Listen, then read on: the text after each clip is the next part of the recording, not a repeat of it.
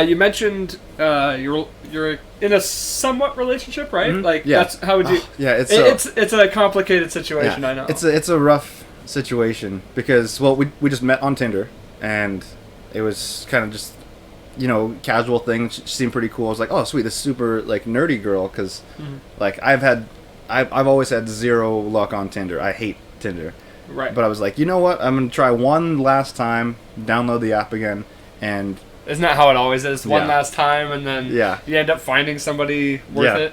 So I was kind of like, I wasn't trying to like be too cool or anything. I was just literally trying to be 100% myself. So my opening line is like this nerdy Lord of the Rings quote is like my opening sort of like pickup line. So I was good because I was able to weed out the ones that were just like, no, I don't want that. You're a nerd or whatever, So which is good because I don't want to invest in that at all. Found this one girl, super cool, super into nerdy stuff. So we met up. We've been hanging out. She's like, but turns out she's leaving. She's moving to Texas in August. So like couple weeks. So is that for school or? Yeah, she's going down there so that she can get residency, and then after a year being there, she'll go to grad school there. So it's one of those things where it's like, yeah, she's not going to not leave, and I've only known her for about a month now, like 3.5 weeks. And so I'm not going, like, we've talked about every possibility because the more that we hang out, the more we're really into each other. And it's like, this just sucks. And sometimes that's how it goes, but. So now what happens in the event that possibly the schools don't, like, come into session? And it's just all online. Well, as far as she knows, because she has to move there, she's going to be down there for a year before school starts, even because she has to get residency. Sure. So it's not about like she's going to go down and start school right away. Okay. So she's going. She's got it all set up and everything. Yeah, it's and the thing is, I'm never about distance relationships because I just don't think they can work. I've never been a fan. I've never really had that scenario brought upon me, but I can imagine that is something I wouldn't be interested in. Yeah, but I mean, you never know. I mean, for some people they work. I'm not saying they don't work for everybody, but it's just really tough, and relationships are already tough enough without adding that into it. So, let's talk about relationships, huh? Yeah. How's your relationship life going? Non-existent, but you're living the single man life though. But. I am, and I fluctuate a lot between wanting a relationship and loving just being single. So I find myself bouncing between that on a regular basis. Yeah. Probably a week-to-week basis where I'll be like, yeah, it would be really nice to have somebody to just hang out with and somebody that is with you. Yeah. As opposed to just somebody random or somebody just that's there for that night. Yeah. Somebody who's like your constant, person. And as the boys, I mean, we've seen this with every like one of our boys that like gets in a relationship type thing, and it happens regardless of like how much you try to fight it or not. Is that once someone's in a relationship, they're not really coming out as often. They're not like hanging out, and that's understandable because they're with somebody that they're hanging out with, and that's a priority thing too. But even with us, I was also like really busy this past like month or whatever with all different stuff. But then like I said, it's a new lady too. But I've been wanting to still hang out with you because we'd probably hang out like 2 or 3 times a week or like go to karaoke or something like that. And then it got down to maybe once a week or. Well, were essentially my last single friend. Yeah. That would frequently come out. Oh yeah. Or enjoy just we go out a lot. Yeah, and that's part of it is it's like, I mean, when you are single, it's like, oh, I get off of work. It's not like I'm already have plans with somebody. I can just hit up Dakota and be like, hey, you want to meet at the Crystal in like 20 minutes? And then we do. Whereas now there's like, not in like a bad way, but an already obligation of somebody that you're probably going to hang out with whenever you have free time. So now it's just more of a factor of I just have to plan it out and be like, okay, yeah, Thursday night, I'll be off of work. Let's do that or something, and just planning out ahead. And that goes the same with like all my friends or hang out with my family, or I have to get coffee with my sister again. I think we missed coffee this week, but I've been trying to be more intentional about knowing when I'm hanging out with people, so that way I can actually do it, as opposed to just letting friendships, relationships, whatever, go by the wayside in favor of stuff swinging, which happens. But that's one thing I'm fairly poor about too. Is that I wish I was better at was just my friendships in general. I try and keep keep contact and like in touch with a lot of my friends that I don't see as much. But I need to, it's not something I wish I could do. It's something I just need to do because I'm fully capable of doing it. Yeah. It's just, making contact with all my friends whom I don't see on a regular basis. I just need to. It's not that I don't have time to do it. It's just I never it skips my mind. Yeah, and there's something to be said for that where like a lot of people feel like, oh, I feel not included because I didn't get invited to something. But I think everybody feels that to a degree. So I would try to be like, oh, I'm not invited to something, or I'm gonna be the one to send out the invites, because otherwise, I mean, I've had plenty of nights and just like where I just am feeling lonely or whatever. I'm just like, oh, nobody wants to hang out with me. But if I make the effort and I hit up everybody and say like, hey, what are you guys doing? Do you want to hang out? Then they feel invited too. Sure. And it's a whole process, which has been really cool. And I think, if anything, for me personally, one of the benefits of this whole shutdown and everything like that is that I kind of hit that moment a little bit, just because I was like, oh, like everybody's shut in, but it's kind of tough because you have to be isolated from people and you're not hanging out as much. But when I started the podcast, I was like, okay, there's many reasons why I wanted to start it. One of which was like that I didn't necessarily think of until a couple weeks in. It was like, this is a definite time every week that I'm going to hang out and talk with one of my friends. Like it's the same as like trying to plan out for drinks, because we'll just sit there and we'll just have a couple drinks and talk sports.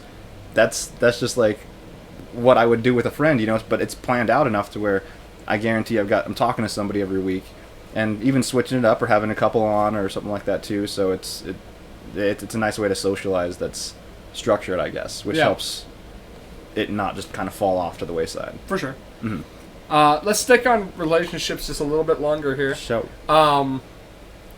I'm trying to think of a good question here that's gonna lean into. It's pretty big, if that's the question. No. Like I said, you got to fake the confidence, people. I was gonna say like, what's like the worst date? Let's just say that. I don't want to say worst relationship, because let's say what's like the worst date you've ever had. Okay. Yeah, I've got one kind of in my head. Well, maybe a couple. There's one before I was ever like smooth or cool at all. Okay. So in high school, I started dating this one girl that was a trainer. So like, she's just there taping my ankles every day before practice or whatever. So like I'm, kind of get that nurse vibe from her, whatever type of thing. So it was like cool, and started talking. I think I went over to her house after school one day, and it's like the first time, and she lived just within walking distance, so we just walked over, and we were just sitting there like watching TV on the couch or something, and then her and her mom just start getting into this just yelling fit, and I'm just sitting there just real like nervous. I don't know what to do. I think I was way too, I don't even really remember how I left. I was just kind of like, oh, maybe I should go. I don't even know if she noticed that I was just leaving, but I just kind of left. But yeah, that was, if you consider that a date or anything, which that's the closest I'd come to dating back then. So it's like, yeah, that's pretty rough. I gotcha.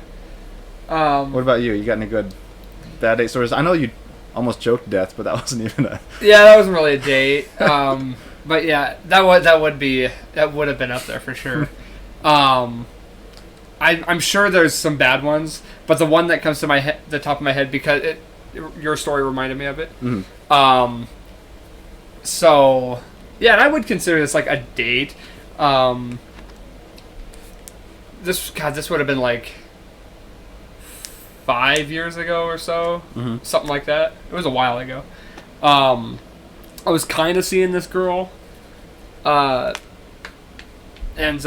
she invited me over to watch a movie at her house. And so she asked me if I could pick up beers, and so I did. Brought some drinks over. Well, unbeknownst to me, her children were there, who were like 5 and 6, let's say, some 4, 5, 6, and like 2 of them in that range. Yeah. And whatever, like I don't care. It just kind of threw off the vibe a little bit. You know, it's like I can't.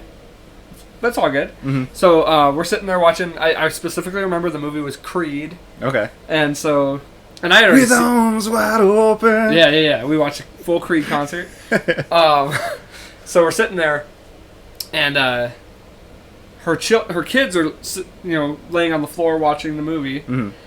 and I remember her going to the bathroom or to her room or something, and I'm just sitting there, and then she comes back and just full on straddles me and starts like making out with me, and I'm like, your kids are like right there, I was like so like uncomfortable. Yeah. I'm sitting here like this, like, what do I do? Yeah. And how long had you been seeing this girl?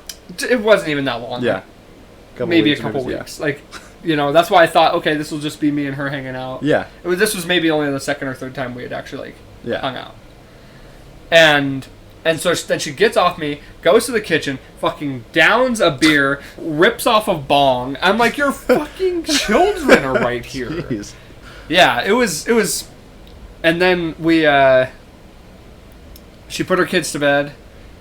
We ended up like going to her room and doing the nasty.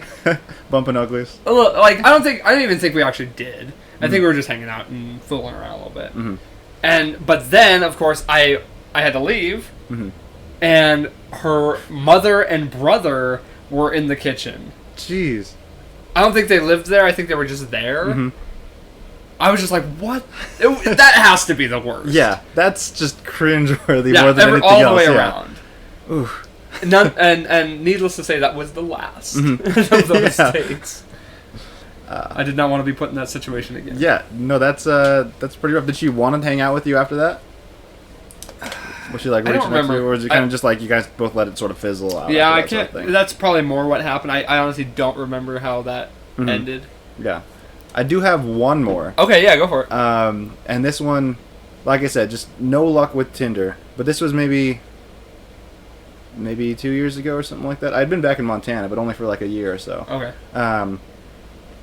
Yeah, so one of the many times that I had deleted and then re-downloaded Tinder, started talking to one girl. I was like, oh yeah, cool, let's go grab some coffee. So we hadn't really like talked much on the app because that's also one thing I hate. It's like I'd rather be in person because I can talk all I want in person, and then you can actually kind of see So that's where we personality differ. go off. That's where we differ. Yeah, text stuff like And that's the thing. I prefer like in person. yeah, But I'm just not. but you can be smoother over a sort of text. thing and stuff like and that. I'm just more confident. Yeah, and I suppose if I put more effort into it, I probably could. But I also, it's like, I don't know. Like I said, I'm much more of an interpersonal person. I don't blame you for go that. eye to eye with somebody, and I'm funnier because I'm a lot wittier. Like when I kind of just That's another thing rip I off of lack somebody's- is like quick wit. Mhm. I feel like I am witty, just not quick. Yeah, and it's always whoever says it first gets the Mm-hmm. biggest laugh. Unless nobody hears it, then the second person, you're like, hey, what the hell? You stole my. Just said that. sort of Exactly. thing. But anyway, so we go. Didn't really know each other or anything like that, but we went to go get some coffee, and I told my boys that I was going. I was like, hey guys, I got a Tinder date because, like, there's none of us ever go on dates or anything like that. So it was like, cool. And so they knew where I was, and they knew I was there. We're sitting, just chatting, and I was like pretty casual, just a first date stuff. So like, oh, like having brothers, sisters, like what do you do? Like I said, it's still that small talk stuff, but you have to on first date type of thing. We're talking, and then she just drops a bomb on me, and she's like, yeah, this is like the first time I've been out since my fiance died. And I'm just like, whoa. So do you like movies? Sort of thing. I wasn't quite that abrupt, but it was like very tense. And I get from her perspective that like she's gonna be awkward about it, but yeah, it was definitely just thrown out there. But I obviously wasn't gonna like make her feel bad or anything like that. So we just kind of kept talking, but she just wasn't ready to start dating or something too. But so like I said, I told my boys like where I was at just so they kind of knew. And if you know Eric and Theo, like we're tight. People definitely think we're gay. And this will strengthen that fact. Oh boy. Is I think Theo had ordered online. He got a friendship necklace. It was a little heart with 3 pieces. The heart in the middle piece. Oh my god. And so they just walk in, and I see them kind of like walk through the door. They don't say a single word as I'm sitting there talking to this girl. They just drop the necklace on the table and keep walking. And so like I look at it, I've got the F in the BFF, the middle F, and they just walk out the door. So I kind of explained it to her, like oh, those are my buddies, and yeah, we're kind of gay. That's funny. Yeah, so it was just the fact of like that might have been not like a bad date, but that was the last of those. It was two. at least awkward. Yeah, that was Yeah. it was quite awkward.